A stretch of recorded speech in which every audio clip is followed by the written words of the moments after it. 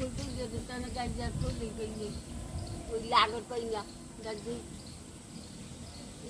এই উঠিয়া কয়টা ফুলটুল দেবো পরে উঠাইলে পড়ে যাবে না? ভয় থাকে তো বাচ্চাদের উঠানো দরকার নেই।